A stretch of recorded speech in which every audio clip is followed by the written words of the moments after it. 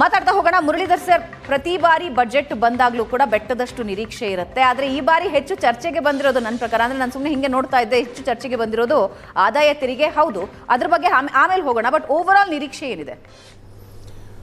Over all ನಿರೀಕ್ಷೆ ಈ ವರ್ಷದ ಬಜೆಟು ಬಹಳ ಸೈದ್ಧಾಂತಿಕವಾಗಿ ಹಾಗೂ ಆರ್ಥಿಕವಾಗಿ ನಿರೂಪಿಸಬೇಕಾಗಿದೆ.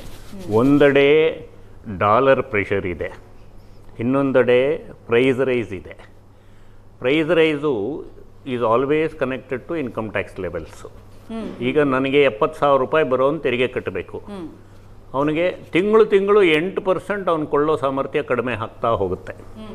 ಸೊ ಅದಕ್ಕೆ ತಕ್ಕನಂಗೆ ಈ ಸಲ ರೈಸ್ ಮಾಡ್ತಾರೆ. ಬಹುಶಃ 8-8.5 ಮಾಡ್ಬೋದು.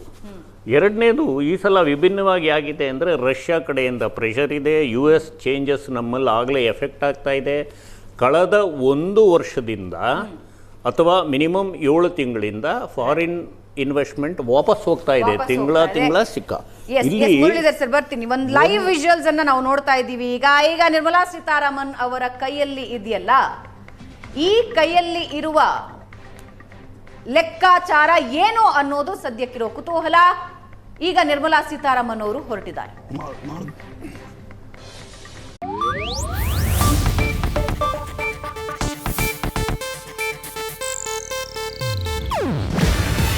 ಇದು ಏಷ್ಯಾನೆಟ್ ನ್ಯೂಸ್ ನೆಟ್ವರ್ಕ್ ಪ್ರಸ್ತುತಿ.